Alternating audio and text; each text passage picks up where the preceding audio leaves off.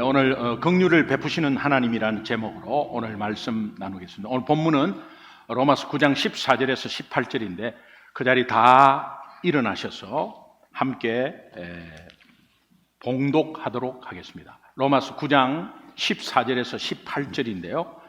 하나님이 나에게 주시는 말씀이다라는 마음으로 일어서서 받는 것입니다. 하나님 말씀 받겠습니다. 14절부터 읽습니다. 시작. 그런즉 우리가 무슨 말을 하리요? 하나님께 불의가 있느냐? 그럴 수 없느니라.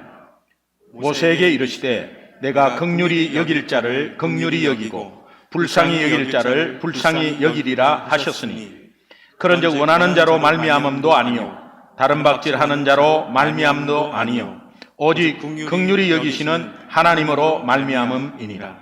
성경이 바로에게 이르시되 내가 이 일을 위하여 너를 세웠으니 곧 너로 말미암아 내 능력을 보이고 내 이름이 온 땅에 전파되게 하려 함이라 하셨으니 그런즉 하나님께서 하고자 하시는 자를 긍휼히 여기시고 하고자 하시는 자를 완악하게 하시느니라. 아멘. 살아계신 하나님의 말씀입니다.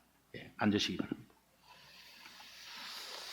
지난 시간에 함께 나눈 내용은 앞에 또 설교 요약을 보여드렸지만 하나님이 택하신 이스라엘이 다 이스라엘이 아니다. 또 이것 때문에 구약에서 하신 하나님의 약속이 폐하여진 것이 아니다라는 것을 말씀드렸습니다. 그 이유는 그 택함이 혈통을 따라서 택한 것이 아니다. 그리고 전적인 하나님의 주권으로 택했다. 그리고 두 가지 예로 설명을 했죠. 하나는 이스마엘과 이삭의 예를 들어서 둘 다 육신으로는 아브라함의 자손입니다. 그렇지만 하나님은 이 두 아들을 낳기도 전에 먼저 이삭을 먼저 택했다는 사실입니다. 두 번째는 에서와 야곱입니다. 둘 다 육신으로는 이삭과 리브가의 쌍둥이 아들입니다. 하나님은 어머니 리브가 뱃속에 있을 때 에서가 아닌 야곱을 택했다는 사실입니다. 이것을 잘 표현한 신약의 성경 구절이 있는데 요한복음 1장 12절 13절이에요. 우리가 다 아는 바 영접하는 자 곧 그 이름을 믿는 자에게는 하나님의 자녀된 권세를 주셨으니 이는 혈통으로나 육정으로나 사람의 뜻으로 나지 아니하고 오직 하나님께로부터 난 자들이니라. 이것을 적용하면 우리가 구원받은 것은 구원받지 못한 사람들보다 똑똑해서 잘나서 착해서 성실해서 아니다. 우리에게 구원받을 만한 그 어떤 선한 조건도 하나도 없습니다. 우리가 죄인 되었을 때, 원수 되었을 때, 또 연약했을 때 하나님으로부터 구원을 받았습니다. 그러므로 이 구원은 전적인 하나님의 은혜이고 이 은혜에 대한 감격과 감사가 우리에게는 매일매일 나타나야 하고 넘쳐야 합니다. 정말 매일매일 이것을 되새겨야 합니다. 저와 여러분이 도대체 무엇이길래 하나님께서 예수님의 목숨을 우리 생명 대속하시고 우리의 생명을 다시 살리셨단 말입니까? 돌아서면 감사하고 돌아서면 감격하고 연세대 의대 학생들이 리트릿을 갔습니다. 본과 3학년 아이가 이제 여학생이 그 설악산에서 내려오다가 발을 헛디뎌가지고 폭포에 빠지면서 미끄러 내려갔습니다. 그러면서 저 밑에 그냥 펑 빠졌어요. 그 동기 남학생이 둘이 좋아하는 사이도 아닙니다. 그냥 동기 남학생이 단지 동기라는 이유로 떨어뜨리자마자 바로 뒤따라서 본인도 미끌러 내려갔어요. 본인이 자의로 뛰어내린 것입니다. 그래서 첨벙하는데 같이 첨벙했어요. 그리고 나서 그 자매를 밖으로 밀어내고 본인은 심장마비로 죽었습니다. 정신을 차리고 보니까 동기 남학생이 자기를 살렸단 말이에요. 그 부모님과 살은 그 자신, 그 아들의 부모님은 어느 정도겠습니까?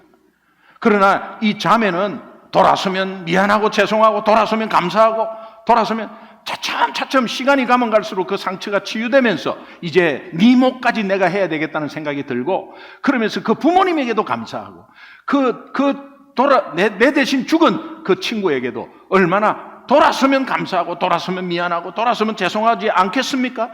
정말 우리는 오늘 매일매일 주님의 구원을 되새기고, 너무 놀러가고 너무 그런 거, 그게 나쁘다는 뜻이 아니에요.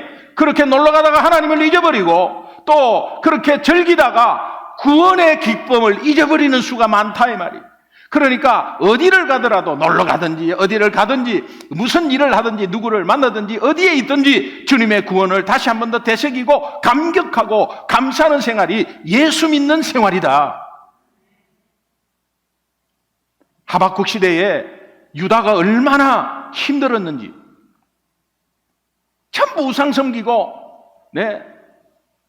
성경 말씀은 소홀히 하고, 그러나 하박국이 늘 강조하는 게 있습니다. 구원은 변하지 않는다. 구원을 주신 하나님은 변하지 않는다. 그 하나님의 사랑은 절대 변하지 않는다. 그래서 하박국 3장 17절 18절에 비록 무화과 나무가 무성하지 못하고 포도나무에 열매가 없고 감람나무에 소출이 없고 밭에 먹을 것이 없고 우리의 양이 없고 외양간에 소가 없을지라도 나는 여호와로 말미암아 즐거워하며 나의 구원의 하나님으로 말미암아 기뻐하리로다. 아멘입니까? 다시 강조합니다.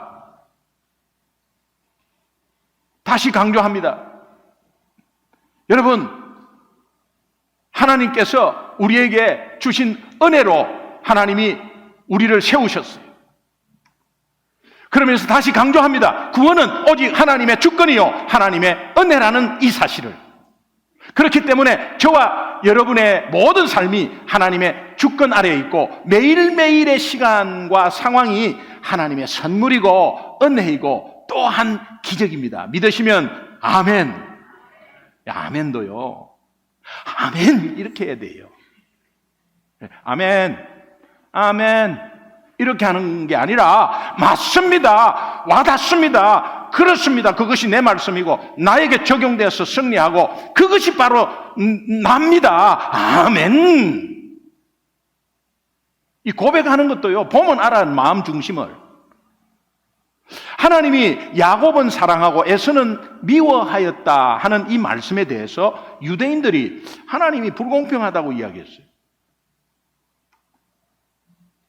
로마서 9장 14절에 하나님께서 불의가 있느냐? 불의가 있느냐? 이게 불공평하냐? 하나님은 불공평하신 분이냐? 하나님이 누구는 선택하고 누구는 선택하지 않는 것이 불공평하지 않는가? 사람들이 반문을 할 수 있어서 바울이 반문 질문을 그냥 해본 거예요. 그러나 바울은 하나님이 조금도 불공평하지 않다, 불의하지 않다고 선포합니다. 그 이유를 모세를 예를 들어 애굽의 바로의 예를 들어 두 가지 예를 들어서 또 구체적으로 설명합니다. 먼저 모세. 로마서 9장 15절에 모세에게 이르시되 내가 긍휼히 여길 자를 긍휼히 여기고 불쌍히 여길 자를 불쌍히 여기느니라 하셨는 이 구절은 바울이 출애굽기 33장 19절을 인용한 거예요. 출애굽기 33장 19절 우리 함께 한번 읽어볼까요? 같이. 시작. 여호와께서 이르시되 내가 내 모든 선한 것을 내 앞으로 진행하게 하고 여호와의 이름을 내 앞에 선포하리라. 나는 은혜 베풀 자에게 은혜를 베풀고 긍휼히 여길 자에게 긍휼을 베푸느니라. 이 구절의 핵심 메시지는 하나님은 어떤 일이 있어도 당신이 택하신 사람들, 당신이 택하신 백성에게는 반드시 긍휼을 베푸신다. 여기에 의심하고 안 믿어지니까 두렵고 늘 걱정 염려하는 거 아니에요. 여러분의 행동 보고 하나님이 주고 행동 아니면 안 주고 하는 그런 하나님이 아니고 그거는 우리가 그렇게 하는 거지. 이 말씀의 배경을 한번 알아야 합니다. 모세가 십계명을 받으려고 시내산에 올라가서 이제 십계명 받고 내려왔더니 산 아래는 무슨 일들이 벌어졌냐? 이스라엘 백성들이 금송아지를 만들어 갖고 그것이 하나님이라고 우상하면서 섬기고 있었어요. 그러니까 하나님을 형상화, 우상화한 이 엄청난 죄의 사건이 있었어요. 이거를 길이길이 후대에 기억하게 하기 위해서 하나님이 나중에 이스라엘의 언약궤 안에 두 번째 받은 십계명 돌판을 넣어놔라. 이제 그렇게 했어요. 여러분, 언약궤는 하나님의 상징이잖아요. 그 언약궤 안에 세 가지가 들어있는데 뭐뭐가 들어있죠? 기억나시죠? 아론의 쌍난 지팡이. 여기 민수기 17장에 나오는 건데 하나님이 세운 이 모세의 건의에 도전을, 여러분, 사람의 건의에 도전하는 게 아니고 하나님이 모세를 세웠잖아요. 그 모세의 건의에 도전한다는 것은 하나님께 도전하는 거거든요. 그러니까 하나님의 권위에 도전했던 이 고라 자손을 아주 정리한 사건이 있었습니다. 그러니까 불순종에 대한 죄의 상징으로 아론의 쌍난 지팡이를 언약궤 안에 넣어놨습니다. 두 번째는 만나죠. 만나가 어떤 겁니까? 광야 40년 동안 이스라엘을 살린 거 아니에요? 그럼 그걸로 살았으면 감사해야지. 예. 그걸 살았으면 감사해야지. 그 만나를 계속해서 먹으니까 하나님이 계속 주는 거죠. 계속해서 주는 겁니다. 그런데 그 만나를 계속 먹으니까는 지겹잖아요.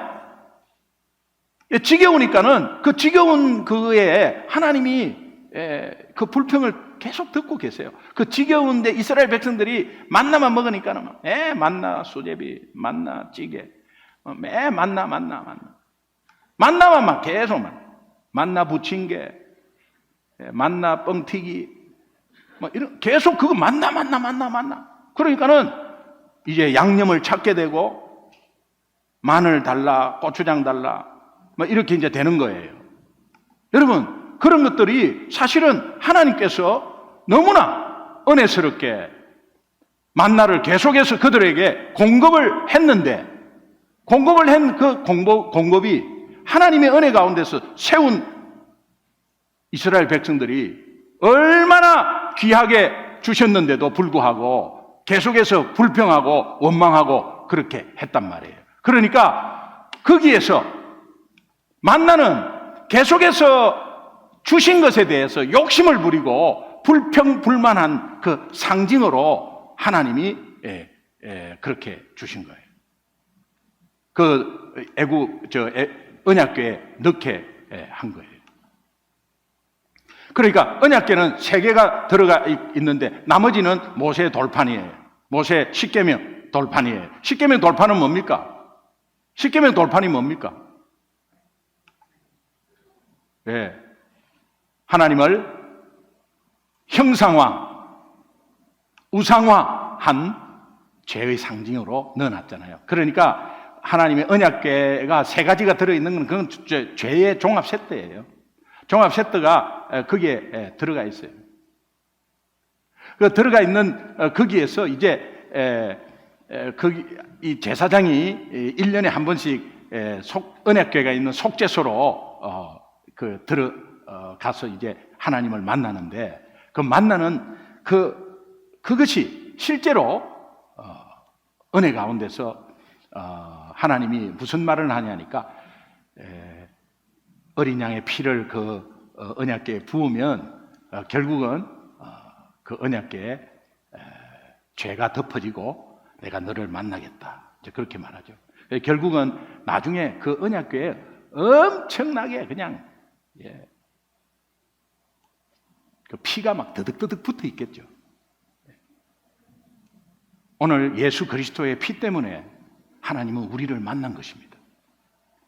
그러니까 이 돌판을 그렇게 넣어놓은 것이 길이길이 하나님을 우상하고 형상하고 그런 죄를 이스라엘 백성들이 기억하게 하려고 그렇게 계속해서 하나님이 기억하게 하신 거거든요. 그러니까 이 출애굽기 3장 19절은 그런 배경이 있습니다. 그런 배경 속에서 하나님께서 특별히 우리에게 어떤 이야기를 하고 있는가를 잘 보셔야 합니다. 모세가 그런 모습을 보니까 얼마나 화가 납니까? 화가 나니까는 돌판을 집어 던져버려요. 집어 던지는 것이 얼마나 왜 내는 말씀을 받으러 가는데 이 민족 도대체 왜 이러냐 말이에요. 그러면서 하나님께서 우리에게 그 이스라엘 백성에게 엄청나게 화를 내세요. 화를 내시면서 이제 나는 너희와 함께 안 있겠다. 너는 하나님 내가 보인 백성으로 내가 인도한 가나안 땅으로 네 혼자 가라. 나는 이제 안 하겠다. 너희와 같이 안 하겠다. 이스라엘 백성이 언약을 먼저 깼으니까 그들과 함께 하지 않겠다고 하나님이 말씀합니다. 그때 모세가 다급한 마음으로 하나님이 그들과 함께 해주시는 것에 대해서 해달라고 간청을 하게 되죠. 이 간청을 들으신 하나님이 진노를 그만두시고 나서 마음을 쑥 바꿔버리면서 그들과 함께 하시겠다고 말씀하십니다. 그러나 모세가 그렇게 그 마음을 바꾸는 것을 들은 모세가 출애굽기 33장 18절에서 이렇게 기도합니다. 주의 영광을 내게 보이소서.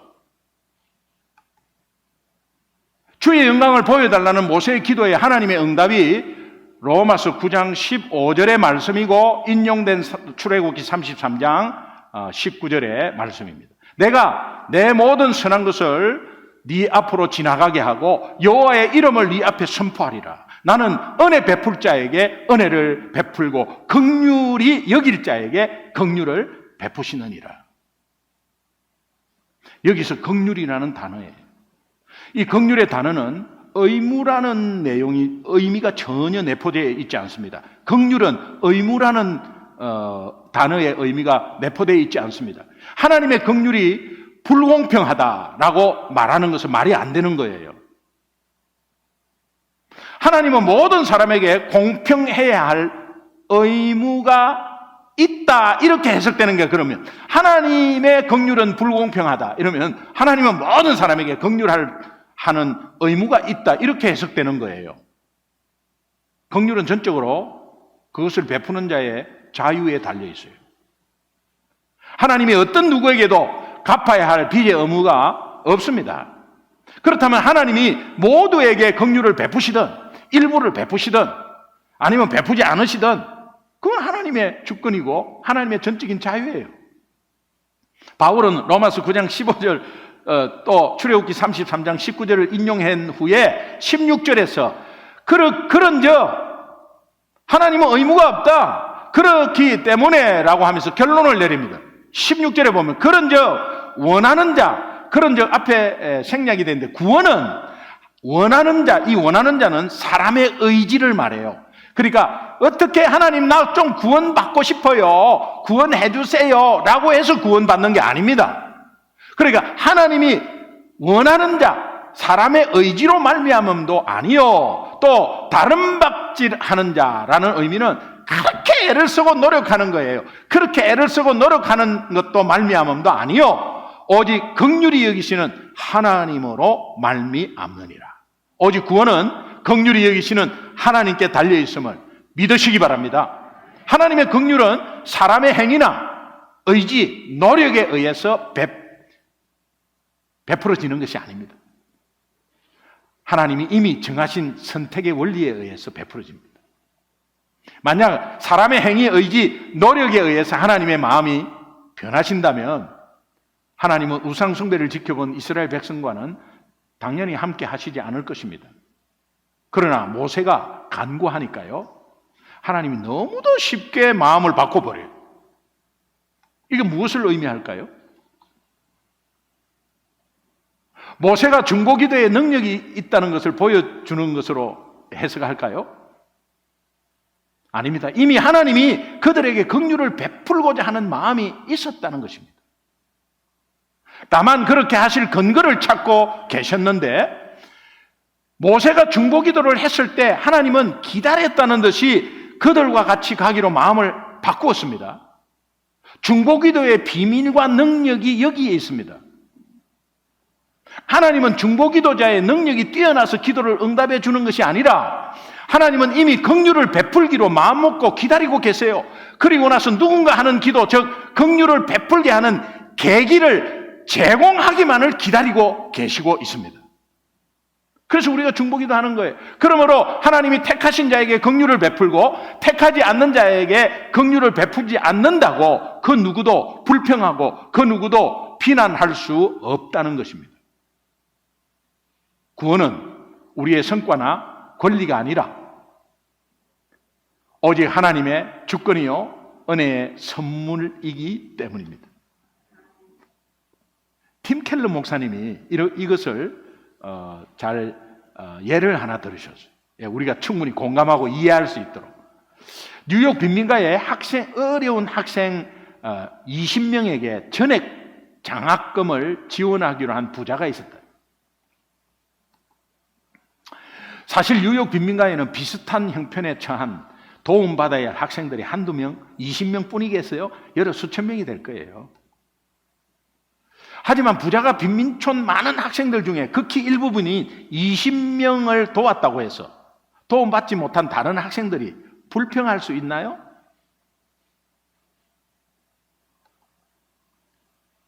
왜 그렇습니까? 이 부자에게는 빈민가의 모든 학생에게 도와줘야 할 의무는 없습니다. 그가 베푼 것은 단지 긍휼이기 때문에 그가 불공평하다고 말할 수 없는 거예요. 마찬가지로 하나님도 모든 사람에게 긍휼을 베풀어야 할 의무가 없습니다. 하나님이 베푸신 것은 단지 긍휼이기 때문에 하나님이 불공평하고 불의하다고 말할 수 없습니다. 또한 어느 누구도 하나님이 긍휼을 요구할 수도 없고 요구하지도 못합니다. 만일 긍휼을 요구한다면 그때부터 그것은 더 이상 긍휼이 아닙니다. 바울은 바로의 예를 두 번째로 또 들어서 좀 더 자세히 이야기합니다. 로마서 9장 17절에 보면 성경이 바로에게 이르시되 하면서 내가 이 일을 위하여 너를 세웠다. 너가 바로입니다. 그리고 곧 너로 말미암아 바로로 말미암아 내 능력을 보이고 내 이름이 온 땅에 전파되게 하려 함이라. 여러분, 바로는 안 믿는 자고 하나님과 대적하는 자인데 뭘 바로를 또 세워가지고 뭐 능력을 보이고, 이게 뭔 말인가? 이 말씀은 출애굽기 9장 16절을 인용한 말씀인데, 이 구절은 하나님이 모세를 통해서 바로에게 7번째 재앙을 이제 경고합니다. 이 7번째 재앙이 뭐죠? 우박 재앙이에요. 우박 재앙을 이렇게 하는데 경고하는 장면에서 나오는 말씀이에요. 이 말씀의 요지는 하나님이 바로를 선택해서 바로를 세워서 이스라엘 구원 역사의 한 역할을 담당하게 하셨다는 거예요. 다시 말하면 모세의 요청을 바로가 거부함으로써 바로는 오히려 이스라엘을 구원하는 능력을 보일 수 있는 기회를 제공한 사람이에요. 그러니까 그 기회를 하나님께 드린 사람이에요. 그 결과 하나님의 이름이 온 땅에 전파되었다는 거예요. 여러분이 어려운 상황이 있습니까? 나에게 어려움을 주는 사람이 있습니까? 그것 때문에 하나님의 능력이 나타나는 기회를 제공한 상황과 사람이에요. 오히려 감사해야 돼요. 여러분이 힘든 그 상황들이 여러분의 인생에 있었을 거예요. 그것 때문에 여러분 신앙이, 그것 때문에 하나님과 더 가까이졌지 않습니까? 하나님과 가까이 한 기회를 준 그 상황, 또 저 사람 때문에 너무 저 사람이 그 당시는 너무너무 믿고 정말 저 사람 정말 이 땅에서 없어졌으면 좋겠다고 그렇게 원망했는데 그 사람 때문에 길이 바뀌어서 오늘 이 자리에 앉아 있는 것 아니에요? 네. 그러니까 다 하나님이 그 사용하신다는 거예요. 그러나 누구를 위하여? 먼저 믿는 백성을 위하여 긍휼을 베푸신다는 거예요. 로마서 9장 18절은 이렇게 말합니다. 그런즉 하나님께서 하고자 하시는 자, 이거 택함받은 자를 말합니다. 택함받은 자를 긍휼히 여기시고 하고자 하시는 자를 완악하게 하시느니라. 이 하고자 하시는 자는 원래부터 악한 자를 말해요. 악하게 마음 먹고 하려고 하는 그 자에게 완악하게 하셨다. 여러분, 이 구절을 좀 더 자세히 알기 위해서 출애굽기 14장 8절 말씀을 보면 여호와께서 애굽 왕 바로의 마음을 완악하게 하셨으므로 라는 말씀이 나옵니다. 여러분, 그러면 하나님이 가만히 있다가 바로 왕의 마음을 완악하게 만들었다는 의미로 와닿을 수 있는데, 그건 우리가 오해하는 거예요. 여호와께서 바로 왕, 애굽의 바로 왕의 마음을 완악하게 하셨다, 이 의미. 그 의미가 어떤 의미입니까? 여러분, 출애굽기를 읽어보면 바로 왕은 원래부터 악한 사람이에요. 이스라엘 민족을 노예로 삼고 히브리인 남자아이 태어나면 바로 즉시 죽이라는 아주 독질, 악질 중의 악질이에요. 이스라엘 민족을 멸족시키려고 한 왕입니다. 그러므로 하나님이 바로의 마음을 완악하게 하셨다, 이 의미는, 여러분 잘 들으세요. 이 의미는 바로가 원래부터 완악했는데 하나님은 그 완악한 바로의 마음을 그대로 내버려 두셨다, 그런 말이에요. 그냥 내버려 둔 거예요. 그렇게 하고자 하는 자에게 그렇게 하도록 내버려 두셨다는 거예요. 왜 내버려 두십니까? 그것 때문에 지금 역사가 일어나거든요. 하나님이 누군가의 마음을 완악하게 하실 때는 그 완악함을 직접 만들지 않습니다. 단지 스스로를 택한 대로 내버려 두십니다. 따라서 하나님이 완악하게 하신 사람, 그 의미는 자기 스스로 완악하게 되고 싶은 사람을 말합니다. 그러니까 애굽의 장자가 죽는 재앙을 맞이하고서야 바로 왕은 항복하고 이스라엘 백성을 노예에서 해방시켜 줍니다. 그럼 변했느냐? 아닙니다. 시간이 지나면서 억울해하고 분하고 원통해요. 그러면서 선발된 600대의 말 병거와 애굽의 모든 병거를 동원해서 출애굽한 이스라엘 백성을 뒤를 쫓아가요. 한편 홍해 앞에 딱 막힌 이스라엘 백성들이 이제 두려워서 모세에게 막 원망을 하기 시작합니다. 애굽에 매장지가 없어서 이곳에 우리를 죽이냐? 왜 우리를 애굽에서 이끌어내서 이렇게 만드느냐? 우리가 애굽에서 당신에게 이런 상황이 올 것이라고 미리 말했지 않냐? 그 말을 대로 지금 돼버려서 애굽 사람을 섬기는 것이 광야에서 죽는 것보다 낫다. 우리 애굽으로 다시 돌아가자 했는데 바로 왕이 막 그냥 군사를 이끌고 계속 추적하는 모습을 저쪽에서 막 그냥 막 연기가, 그 먼지가 일어나고, 그 뭐 다 죽는 거죠. 잡히면 다 죽는 거죠. 그러니까는 모세가 바다를 향해서, 애굽 바다를 향해서 손을 드는데요, 그때 어쩔 수 없이 밀려서 홍해 바다로 들어가게 되는 거예요. 그러면서 나중에 엄청난 역사가 벌어져요. 거기에 한 역할을 한 것이 애굽 왕이었어요. 모세가 이스라엘 백성들에게 담대히 선포하죠. 왜? 하나님은 긍휼하신 분이니까, 긍휼을 주시는 분이니까. 출애굽기 14장 그 13절 14절 보면 너희는 두려워하지 말고 가만히 있어서 여호와께서 오늘 너희를 위하여 행하시는 구원을 보라. 너희가 오늘 저 본 애굽 군대는 다시는 영원히 보지 못할 것이다. 여호와께서 너희를 위하여 대신 싸우신다. 너희는 가만히 있으라. 하나님은 바로 왕의 완악함을 사용해서 바로 왕을 세웠다는 의미입니다. 완악함을 사용해서 말 병거 600대와 온 병거를 동원해서 쫓아와가지고 하나님이 행하시는 구원, 완전히 홍해가 갈라져서 이스라엘도 한 명도 남기지 않고 싹 다 올라오게 하는 하나님의 능력을 온 백성이 경험하게 하도록 도구로 사용하셨다. 이스라엘 백성 전체가 홍해를 건너는데 바로의 완악함이 도구로 사용되었다는 의미이고, 믿는 자의 어려운 상황, 악한 상황, 이 배후에 악한 영이 항상 있습니다. 이 악한 영이 우리를 넘어뜨리려고 애를 써도 하나님은 그 악함을 하나님의 능력이 나타나는 구원의 도구로 사용한다는 것을 절대로 잊지 마시기를 주님의 이름으로 축원합니다. 하나님이 선택하신 백성들에게 반드시 그분의 때에 긍휼을 베푸시는 것을 여러분 절대 잊지 마세요. 하나님의 사랑을 알지 못하고 실수하고 예수를 저주하고 3번이나 부인한 베드로에게 친히 3번이나 찾아가셨어. 묻지도 따지지도 꾸짖지도 아니하시고 긍휼을 베푸신 예수님. 그분의 긍휼함에 우리는 놀랄 따름이에요. 업앤다운이 심하고 오늘 한 주간도, 지난 한 주간도 하나님 바라보지 못하고 늘 넘어지고 그저 세상 주는 것에 감사하고 내 환경이 좋다고 그 환경을 주신 하나님을 잊어버리고 그냥 받은 것만 감사하고 이런 게 이렇게 연약하게 살았는데도 불구하고 오늘 주님 앞에 나왔을 때 묻지도 따지지도 꾸짖지도 아니하시고 하나님이 우리에게 늘 긍휼을 주시려고 준비하고 계셨어. 나오기만 하면 긍휼을 베푸시는 그 하나님의 긍휼이 놀랄 따름이에요. 여러분, 결론적으로 이 시점에서요, 우리는 우리 스스로에게 2가지 질문을 해봤으면 좋겠어요. 첫 번째는 나는 정말 택함받은 하나님의 자녀인가? 다시 한번 마음에 새겨요. 정말 여러분이 택함받은 하나님의 자녀 같으면 매일매일 이 구원에 감격해야 해요. 매일 감사해야 돼요. 절대 구원받을 상황이 안 됐고 여러분에게는 구원받을 조건이 눈꼽만치도 없어요.